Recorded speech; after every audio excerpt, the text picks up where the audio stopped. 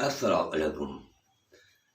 अॼु 15 फेब्रुआरी आहे ऐं प्यार जूं झोलियूं भरे हमारी अक़ीदत ऐं मोहब्बत जे कशिश करे अवांजे हुज़ूर में हाज़िर थियो आहियां। मूंखे पंहिंजे पेरनि में वेहण ॾियो, पंहिंजे पासे में वेहण ॾियो, पंहिंजे घर में वेहण ॾियो। सिंध जा सपूत सिंधी सपूत आहियो, तव्हां अज़ीम आहियो। मां अवांजे जुतीअ में पेर पाइण जे लाइक़ु बि पाण खे कोन थो सम्झां। अल्लाह जे पाक ज़ात जा अवां ते एहसान आहिनि।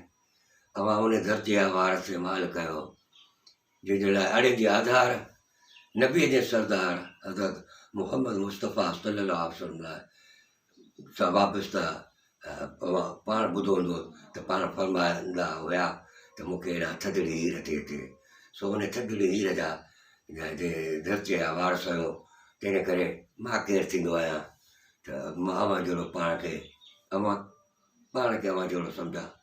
अवां अज़ीम आहियो, अज़ीम क़ौम जा वारसो आहियो, वारसाणियूं आहियो। सो अॼु 15 फेब्रुआरीअ जे हवाले सां हाल पिरियान हाल जेको मुंहिंजे ज़हन में हूंदो आहे उहो अवां सां ज़िक्र कंदो आहियां, की ॻाल्हियूं कंदो आहियां, किन किन वाक्यनि ते अवांजो तवजो छिकराईंदो आहियां। किन जी मां इंटरप्रिटेशन या तशरीह या वज़ाहत पंहिंजे हिसाब सां कंदो आहियां। अवां अकुल में मूंखां वधीक आहियो, अवां अकुल जा काबर आहियो, इल्म में मूंखां वधीक आहियो, धरतीअ सां मुहबत करण में मूंखां वधीक आहियो। पर जेको कुझु मां ॻाल्हायां उन मज़ा अवां कुझु न पर घणो कुझु हासिलु करे सघो था। मां जेकॾहिं ग़लति थो ॻाल्हायां त भला उन ग़लती करण खां अवां पाण खे परे रखी सघो था न।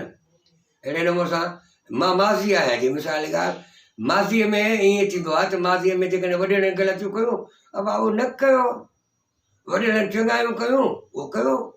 त अहिड़े नमूने सां मूंखे बि ईअं करे क़बूलु कयो त मूंखां जेकॾहिं के ग़लतियूं थी वञनि त उन्हनि खे दुरुस्त कयो।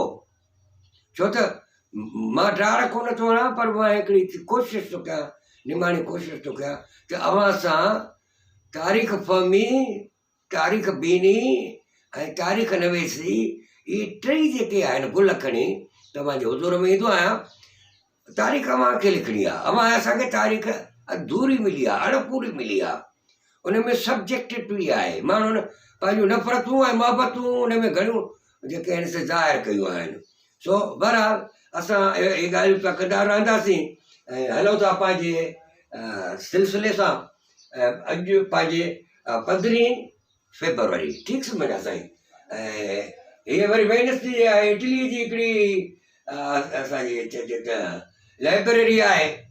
अब लाइब्रेरी जा अंदाज़ ॾिसो, कल्ह बि मूं चयो रोज़ानो चवंदो रहंदुसि जेसीं ताईं अव्हांखे उहो अहसासु थिए त बाबा असां जूं लाइब्रेरियूं बि बहितरीनु हुजणु घुरिजनि, जिते वञूं त असांखे सुकूनु मिले, असांखे माज़ीअ जी जेकी सूंहं आहे छिके वठे, असांखे माज़ीअ जो मुतालो जेको आहे सो असांजो हिकिड़ो शेवो बणिजी वञे। उहो तॾहिं थींदो जॾहिं माहौल ठाहिजे न। असां वटि त स्कूल ई अधूरा अणपूरा आहिनि, असां वटि अस्पतालूं अधूरियूं अणपूरियूं आहिनि, इदारनि जा दुश्मन आहिनि असांजा हुकुमरान। उहो इदारो कोन ठाहींदा, अञा ठाहींदा या उन्हनि जे पंहिंजा माण्हू मुतलिर करे उन्हनि खे गैर फ़ाल बणाईंदा। मां कल्ह टोॼाणे बि चयो, कल्ह त कोन चयो पर 2 टे ॾींहं अॻु में चयो, असांजो सिंधी माण्हू सरकारी नौकरीअ ते ज़िदो इन करे ॾींदो आहे, उनखे ज़िंदगी जो मक़सदु सम्झंदो आहे सरकारी नौकरी मिले, पोइ भीख कयां इदारे जी वञा ई कोन, मुंहिंजी पघार त खणी थींदी। सो असां वटि तस्वर सिंध जो ई आहे। जे आम माण्हू जो सिंध तस्वर इहो हुजे, अबां जिन खे वोट ॾेई मथे खणी था अचूं, उहो छो असांजा इदारा ठाहींदा। त घणा तालीमी इदारा जेके ठहिया ॼाणण खां वठी माण्हुनि ज़िद ते ठाहिराया, यूनियन काउंसिलियूं हूंदियूं, पोइ चवंदा दादा असांजे ॻोठ में स्कूल ठहंदो, उते ज़रूरत हुजे न हुजे, अदा बिल्डिंगूं ठहियूं, पोइ उहे बिल्डिंगूं वॾेरनि जूं ओताकूं थियूं, गाह रखिया विया, पलाल रखिया विया, तबाही थी असांजे चइजे त ज़रिए ने वसीलनि जी। असां वटि सोच कान्हे न त कहिड़े हिसाब सां कम खे खणणो आहे, किथां खणणो आहे। सो मूं ॻाल्हि गांधी लाइब्रेरीअ तां त बाबा जिते आम माण्हू चवे त मूंखे मुफ़्त जी पघार मिले, जिते ख़ासि माण्हू चवे त उनजो को इदारनि सां इनजे वास्तो कोन्हे को अबा उते पोइ बहितरी लेबरूं कीअं ठहंदियूं। पर तव्हां असांखे त ज़हन ठाहिणो आहे न, तव्हां असांखे ज़हन ठाहिणो आहे, प्रेशर ग्रुप्स जेके ठाहिणा आहिनि ऐं असांखे कोशिशि त इहा कयूं न त तालके में सरकारी ख़र्च थिए। अब ग़रीब माण्हू केसी ताईं जेको आहे सो लेबरूं ठाहींदो, इहो मुखो पुछा कयो न, मुखो पुछा कयो त केॾो ख़र्च थो अचे। मां त जेको सभु कुझु जेको हुयो मूवेबल ऐं इमूवेबल प्रॉपर्टी त रुगो गुलायात ठाहे मारूअड़नि ऐं सांघीड़नि सपूतनि ऐं सपूताड़नि जे माज़ी हाल ते मवाद गॾु करणु शुरू कयो। मूं वटि त ॿियो कुझु कोन्हे को। इहो त खणी मिसाल मां मिसाल हिन करे ॾिनो, लेबरूं ज़ाती न ठाहियो, सरकार को ठहिरायो, उनजो कमु आहे। मूं वांगुरु सुञाती वेंदा आहिनि, मूं वांगुरु जेको आहे न कुझु बि न रहंदव पाण वटि। तंहिं करे उहो ऐं ॿियो ज़ाती लेबरूं जेकॾहिं हीअं तव्हां ओपन नथा कयो, वेबसाइटूं ठाहे स्कॉलर्स खे मवाद नथा ॾियो, उहो ज़ाती लेबरूं पोइ वरी घर में वेली वेंदियूं आहिनि। तंहिं करे लेबरूं थियनि सरकारी ऐं उन्हनि खे सुहिणे नमूने सां ठाहिजे। अॼोको बेत मूं अर्ज़ु रखियो आहे जेको आहे मुंहिंजी ख़िदमत में, माज़ी पढ़ मोहबत सां त सम्झी सघी हाल। माज़ी पढ़ंदव त हाल सम्झो त उहा जेका उते पोख पोखी वई हाणे फ़सुल थियो, ऐं उन करे माज़ी जो मुतालो तमामु ज़रूरी आहे। माज़ी पढ़ मोहबत सां त सम्झी सघी हाल, जीअं न थिए जंजाल जे सबक़ु न सिखबो तारीख़ मां, तारीख़ मां सबक़ु न सिखबो त पोइ वाटूं वीह थियूं को दाणा कई विया वारो हिसाबु थींदो। घणा रस्ता थींदा, हाणे जीअं आहिनि असां वटि आहिनि, सिंध हिकु आहे, असांजा लीडर घणा आहिनि। अबा को 4 लीडर हुजनि त चइनी क़िबलनि ॾे को मिसाल ॻाल्हि पेर करे न सुम्हूं न। हिते त जेको आहे सो ईअं चौधारी जेको आहे सो 360 घणा बुत हुया असांजे काबे में। मां बुत न चवां न, शख़्सियतूं या जेके चइजे मिसाल ॻाल्हि, असांजा एतिरा बुत आहिनि न असांजा सियासी के हिकिड़े ख़िलाफ़ त जेको आहे सची ॻाल्हि कयो ॻिची भञी रखंदा, ज़बान कटींदा। असां त बाबा ज़ीनी तौर ते ग़ुलाम आहियूं न। असां त सिंध खे त हिकिड़ो जेको आहे सो बुतनि वारो काबो बणाए छॾियो आहे न, जंहिंमें सभु बुत आहिनि, सभिनी खे सजदा करणा आहिनि। हर कंहिंजो ज़ात जो अलॻि लीडर आहे, हर कंहिंजो ॻोठ जो पंहिंजो लीडर आहे। इहे किथां जो इंसाफ़ु आहे? सिंध हिकिड़ी लीडर 1000, ईअं कोन थींदो आहे जेको असां वटि थिए थो। सो मूं इहो अर्ज़ु कयो त असां मुंझो इन करे था त क़यादत छा खे चइजे, क़यादतूं कीअं पैदा थींदियूं आहिनि। असां वटि इहो तसवुरु मिलियो जेको तारीख़ खां उहो यादि ई कोन कयोसीं, पढ़ियोसीं कोन। असां वटि सभु को लीडर आहे, असां वटि हर को जेको आहे सो असांजो ॼण चइजे त पेश इमाम आहे। ऐं पौधा कंहिंजे पौधा बीह असां निमाज़ूं पढ़ंदासीं। इन करे इतिहाद मोहबत ऐं एको ऐं ॿधी सिंध में रही कार थी पई। जेकॾहिं इहो मौजूदु न थींदो, इहे लात मनात जा बुत जेके आहिनि इहे ॾियणु घुरिजनि।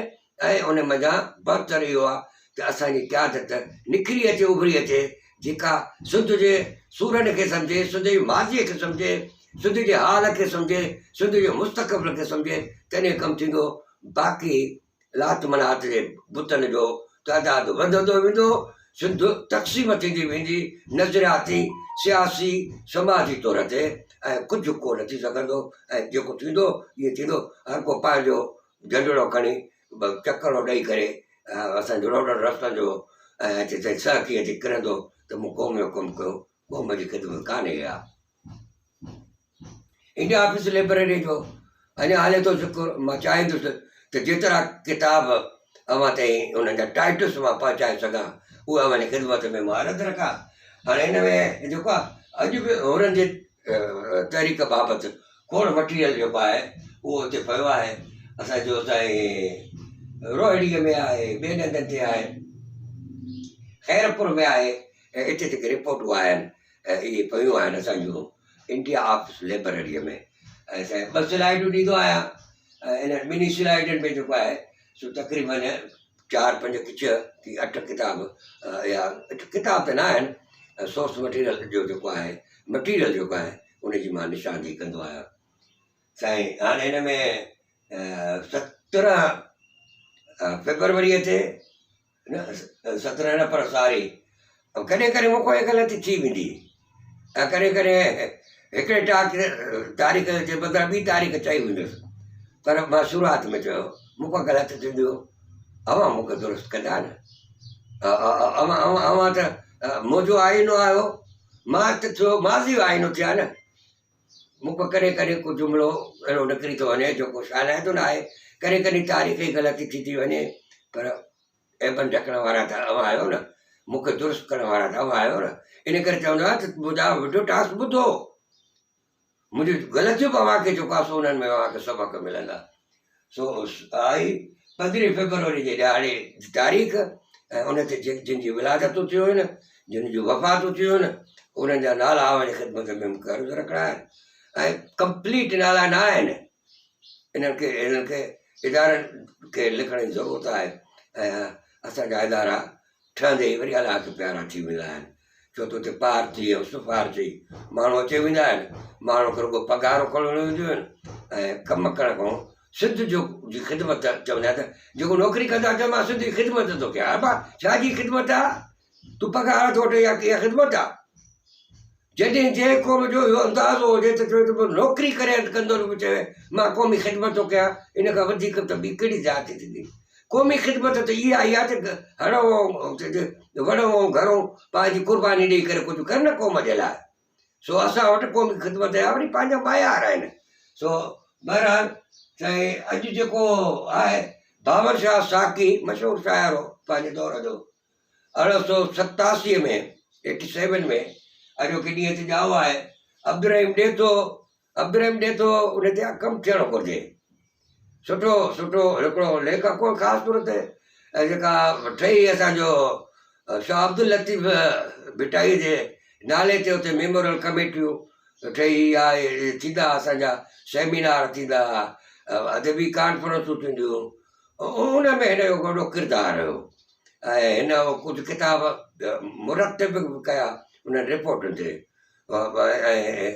इन माण्हूअ ते कमु थियणु घुरिजे ऐं मां गुज़ारिश कंदुसि जेके सिंधी डिपार्टमेंट्स आहिनि सिंध में जेके बि यूनिवर्सिटियूं आहिनि कंहिंखां जेकॾहिं वस पुॼे अब्दुरहीम ॾेथ जा भला औलाद बि त हूंदो न उन्हनि ते बि त फ़र्ज़ु आहे न उहे छो नथा पंहिंजे पीउ ते या ॾाॾे ते या नाने ते को हिकिड़ो बहितरीनु ऐं मुस्तनिद किताब लिखनि भला सभु कम सरकार कोट बि था सभई कम जेके सरकारी इदारा कंदा था असां ॻाल्हियूं कयूं था पिया उन्हनि खे छा आहे करिणो जेको मूं चयो उन्हनि खे एमफिल कराइणी आहे या PhD कराइणी आहे यूनिवर्सिटीज़ खे बाक़ी सरकारी दरबारी माण्हू न थियो पंहिंजे वॾेरनि ते पाण कलम खणो पाण कुझु जेको ख़र्चु कयो उन ते तव्हांजे वॾनि जो ज़िक्र आहे न उन ते कुझु ख़र्चु करणु घुरिजे सो अब्दुरहीम ॾे थो उन ते किताब अचणु घुरिजे उन ते एमफिल थियणु घुरिजे तंहिंखां पोइ आहे साईं मंगाराम मिंजाणी आहे दरबेले में ॼाओ पोइ वरी अजमेर में वेठो असांजो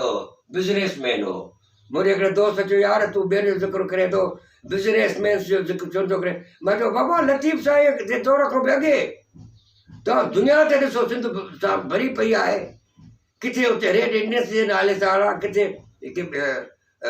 ॿिए नाले सां सिंधी माण्हूअ जो जाते काथे दुनिया में आहे हे वापार सां विया मुंहं जे दड़े खां वठी विया उन दौर खां वठी विया उनजो रहियो पर हाणे छा थियो आहे त माण्हुनि पंहिंजूं मटाए छॾियूं आहिनि अमलियतूं महदूद थी विया आहिनि वॾे खां वॾो मेराज आहे सिंधी माण्हू जो नौकिरी जी मुहरत कयो उनखे वापार तिजारत हुनर जेको आहे विया पर बहरहाल मां कोशिशि कंदुसि अॻिते वापारी जा नाला ॾियां वेबसाइट ते पिया आहिनि खोड़ पर जीअं असां हीअं ॾियूं था पिया त दोस्तनि ख़बर पए वापार बि जेको आहे उहो बि जेको आहे ज़िंदह रहण जे लाइ पंहिंजे नाले पैदा करण जे लाइ धरती जे नाले पैदा करण जे लाइ उहो ज़रूरी आहे हे वापारी आहे न जिन शिकारपुर खे हिकिड़ो मिसाली हिकिड़ो शहर बणाए छॾियो ऐं उहे वापारी अहिड़ा ख़र्च उते न कंदा कमाईंदा ॿियनि शहरनि ऐं मुल्कनि मां ख़र्च ते पंहिंजे शिकारपुर में कंदा सो सिंध जे वापारी ज़हनत ॾाढी मिसाली आहे प्रकाश असांखे उहो मोकुल अचे त हिन नौकरियुनि खे छॾे वापार ऐं हुनर ऐं तिजारत ॾे बि तवजो ॾियूं साईं सहाफ़ी शेख अली मोहम्मद अली मोहम्मद आफ्ताब अख़बार जो एडिटर बि रहियो ज़िया जे ॾियारनि में हिनखे जेको हुन ठाही पंहिंजी मजलिस शूरा उन में बि हिनखे कयो हुअईं ऐं ॾाढो संजीदो बुर्दबार हिकिड़ो साफ़ी हो ऐं 1925 में हुनजी विलादत थी।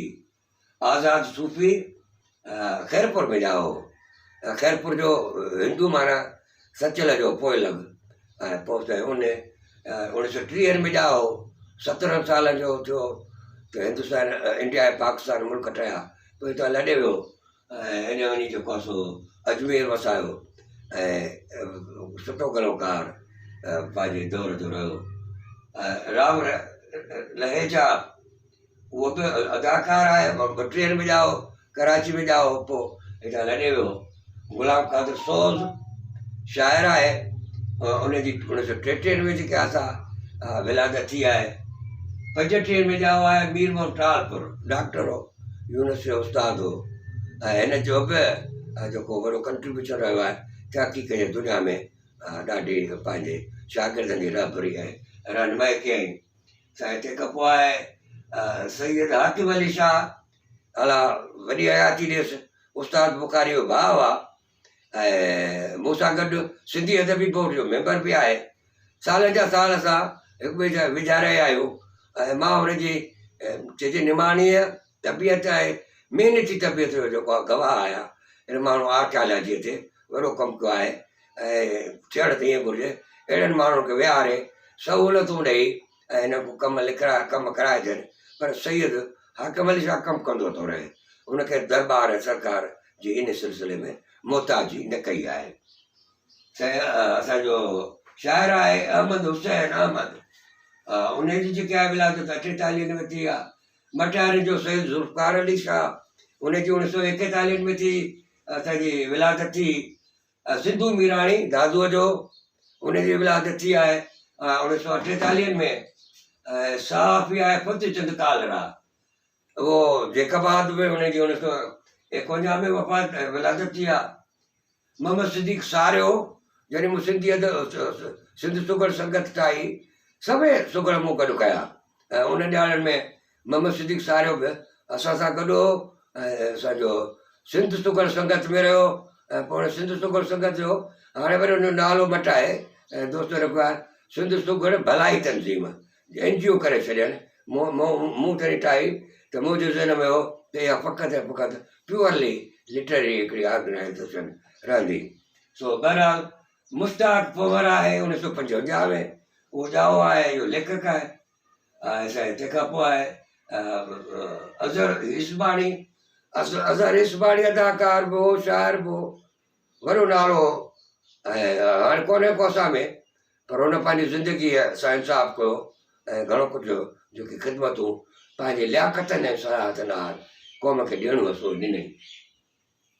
अयाज़ आख़िर आहे शाइर आहे हुनजी विलादत थी आहे सॼी 1973 में मूंसां गॾु हो मां वाइस प्रिंसिपल असांजे कैडेट कॉलेज लाड़काणे जो उस्ताद हो गॾु रहियासीं जेतिरो हफ़्तो मां कैडेट कॉलेज में रहियुसि। एहसान दानिश जेका सो हुनजी बि विलादत अॼु थी आहे।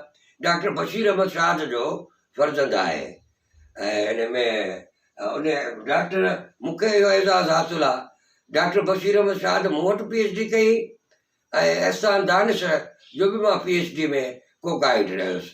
ॿिनि नसुलनि जे मूंखे ख़िदमत करण जो इहो मौक़ो मिलियो ऐं ॿई हे घराणो ई एहसान दानिश प्लस एहसान दानिश भाउ गुल इन्हनि माण्हुनि जो कंट्रीब्यूशन आहे अदब जे दुनिया में ऐं अला वॾी हयाती ॾियनि इन्हनि सुठो कमु कयो। सचल अदबी मर्कज़ हिकिड़ो ठाहिनि जेके पंहिंजी जॻह आहे जंहिंमें रोज़ जो कचहरियूं थियनि थियूं जंहिं केतिरियूं कॉन्फ्रेंसूं करायूं के जेको आहे सो मां त चवंदो हाणे डॉक्टर एहसान दानिश त डॉक्टर थियो आहे न इहे MPhil या PhD कराए सघे थो न। इहे सचल अदबी मर्कज़ ते थियणु घुरिजे MPhil थियणु घुरिजे। एॾो वॾो कमु आहे जेको डॉक्टर बशीर अहमद शाद वॾी महिनतुनि सां हे जेको इदारो ठाहियो। सो साईं मुर्तज़ा वसाड़ आहे हुनजी विलादत थी आहे अॼोके ॾींहं ते। विछोड़ो जेको थियो आहे मिर्ज़ा असदुल्लाह ग़ालिब उर्दू जो वॾो शाइर ऐं वाक़ई वॾो शाइर, जॾहिं घटि बेबदल शाइर, उन जी विलादत वफ़ाती आहे 15 फेब्रुआरी 1869 में। ऐं असांजे आख़ूद उमेद अली आहे, उन जी थी आहे 1981 में, हाला जो वेठल हो। हैदराबाद जो असांजो हीरानंद आडवानी, और उन जी वफ़ाती आहे 1928 में। ऐं असांजे 35 में सैयद हाजी हाकिम शाह, उन जी वफ़ाती आहे, उहो फ्रीडम फाइटर हो। रही बख्श शेख तालीम सां वास्तो रखियल किताब में हुन लिखिया, उन जी वफ़ाती आहे 15 फेब्रुआरी 1967 ते। अब्दुल हादी चांडियो मज़हबी स्कॉलर, उन जी वफ़ाती आहे 79 में। सो साईं इहे आया कुझु शख़्सियतूं, पर सिंध एसी ताईं महदूद कान्हे। खोड़ शख़्सियतूं जेके हिते पैदा थियूं आहिनि, खोड़ अहिड़ियूं शख़्सियतूं जेका जेको ॾींहं ते असांखां जुदा थी वियूं आहिनि। ऐं तव्हां असांखे गॾिजी करे कमु करिणो आहे। कंहिं सरकार में, कंहिं दरबार में, कंहिं इदारे में अहिड़ी उमेद न रखूं। अचो त पाण कुझु को कमु कयूं, इन्हनि ते किताबड़ो ई लिखूं, को कुझु न कुझु त लिखूं। पर जेकॾहिं भाड़े वेहंदासीं त को इदारो कमु कंदो, पोइ कमु कोन थींदो। को सरकार कमु कराईंदी, कमु कोन थींदो। कमु असांखे करिणो आहे। हे फोटो आहे सैयद हाकिम अली शाह जो आहे, अज़हर गिलानी कोन्हे को। एहसान दानिश जो फोटो आहे। एहसान दानिश सैयद हाकिम अली शाह खे हिन प्रोग्राम जे तवसुल सां असां सालिगिरह मुबारक था ॾियूं। ऐं इहा दुआ था ॾियूं त जुग जुग जीअनि ऐं पंहिंजी धरतीअ जी ख़िदमत कंदा रहनि। हाणे अचो त थोरनि वाक्यनि ते। हाणे हिननि में जेको आहे सो अॼु 1943 ने जो घणो शुक्र कंदासीं, छो त बाक़ी ॾींहं बचा आहिनि हिते। अॼोकी तारीख़ आहे 15 तारीख़ आहे। ऐं ख़बर आहे त हिन ई महीने में असांजे वॾेरनि सिंध खे न बचायो, सिंध जो तहफ़ुज़ न कयो, ऐं उहे ग़ुलाम थिया। ऐं ग़ुलामी बि अहिड़ी जंहिंजा असर अॼु ॾींहं ते असां जेके सभु महसूसु था पिया कयूं। ऐं उहो चवे थो त लिखे थो हुनखे हाला पहुतो आहे। अच्छा ॾिसो, हिकिड़ी ॻाल्हि आहे कम जी। मां रसीदो थो हलां रोज़ानो। अब शहीदाबाद पहुतो, पहिरियों सकरेड पहुतो, शहीदाबाद, उते इहा हाला पहुतो। असां हिकिड़े हिकिड़े शहर जे हिसाब सां हिकिड़ो को वॾो मज़मून लिखी सघूं था त के मिसाल के नेपियर हाला में, अब नेपियर शहीदाबाद में, नेपियर सकरेड में कुझु ॼाणो तपियो हुजणो, घणो वक़्तु रहियो, घणे वक़्त में न साल न, पर हुन सो असां ईअं हुन नेपियर खे फॉलो करे सघूं। फॉलो जी माना उनजो पीछो करे सघूं था त उते उन कहिड़ियूं हरकतूं कयूं, कहिड़े नमूने सां माण्हुनि खे तंग कयईं, कहिड़े माण्हुनि चोरी चोरी अची हिन सां मुलाक़ातूं कयूं, कहिड़े हिन सां वफ़ादारी आहे अॻ में ई जेके वाइदा वईद कया। इहो असांजा मौज़ू आहिनि जिन ते कमु करे सघे थो। अरे अॼु हालाम जो लिखे थो पियो आउटराम खे, जेको आहे असांजो हैदराबाद में। चयोसीं हाणे ॻाल्हि ॿुधो, आउटराम कंहिं वीर सां को वाइदो न कजांइ, कंहिंखे को दिलासो न ॾिजांइ, कंहिंसां का कमिटमेंट हाणे न कजांइ। हाणे वक़्तु जेको आहे उहो पूरो थी वियो आहे। ऐं उन्हनि खे जेको आहे सो पंहिंजी कोशिशि आहे त मां जल्दी पहुचां। मां हाणे हाला में आहियां, अचां हेॾे हैदराबाद तरफ़ थो, पर तूं इहो कमु कंदे पाण खे फासाइजांइ न, कंहिंखे ज़बान न ॾिजांइ, कंहिंसां कमिटमेंट न कजांइ।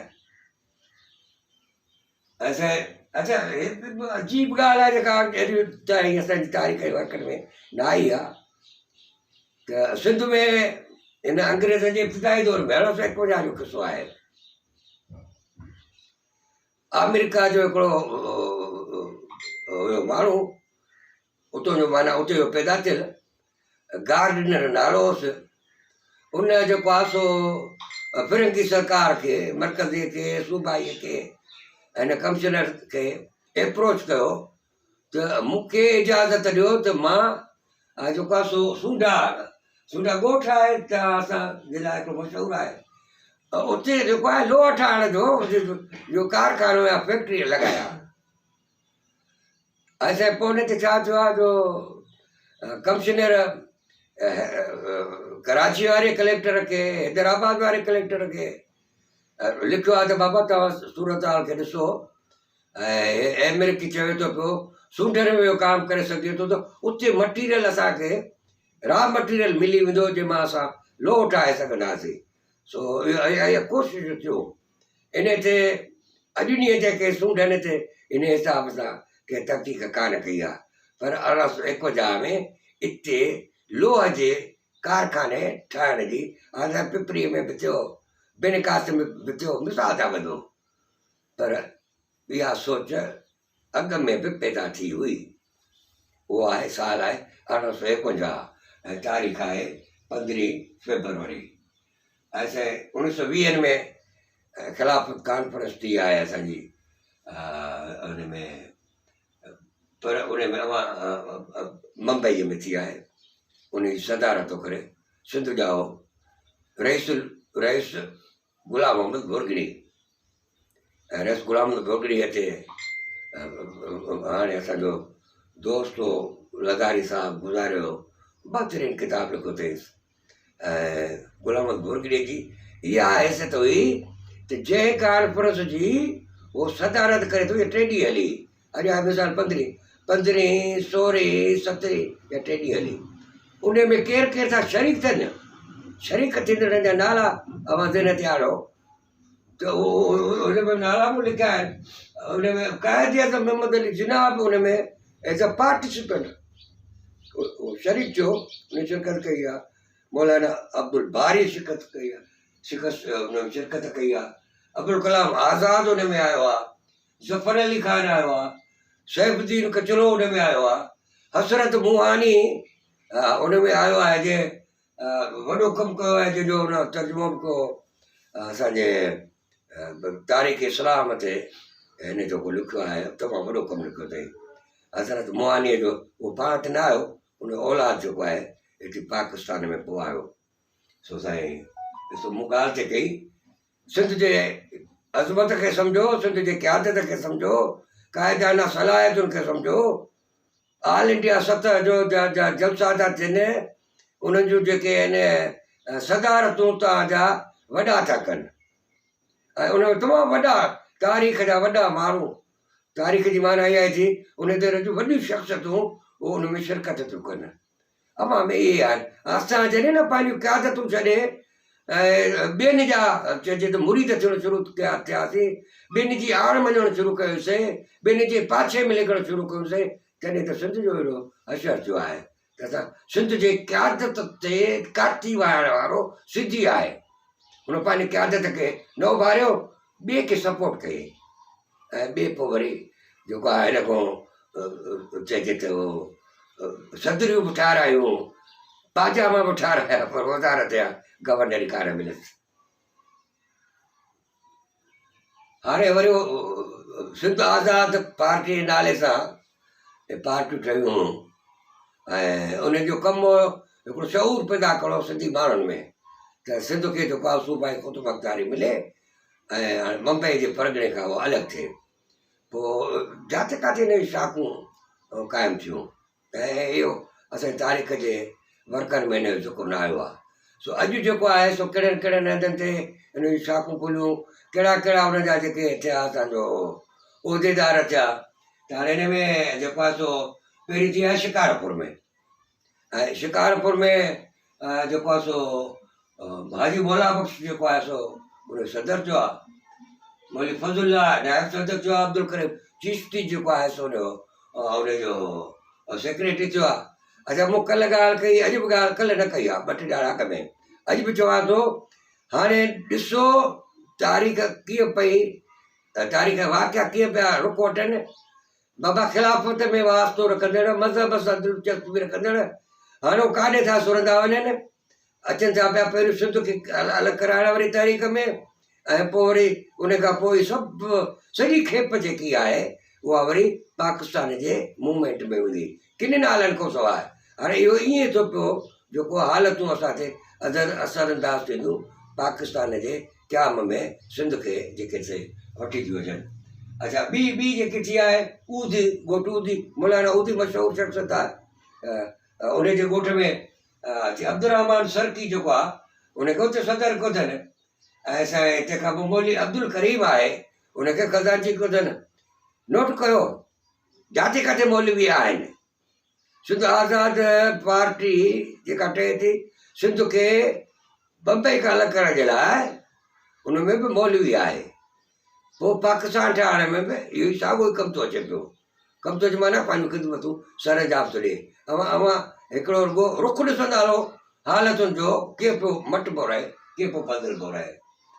ऐं टियों ॻोठु आहे मौलवी अब्दुल्ला लगारी, और उन में जेको आहे मौलवी मोहम्मद हसन लगारी थियो आहे सदर, सुलेमान खान सेक्रेटरी थियो आहे, गाज़ी खान खज़ांची थियो आहे। हाणे हिन वाक्यनि ॾियण जा मुंहिंजा ॿ टे सबब हूंदा आहिनि। अवां जो ध्यानु छिकराया त ॾिसो हालतूं उहो वाचूड़े वांगुरु काॾे पियूं फिरनि।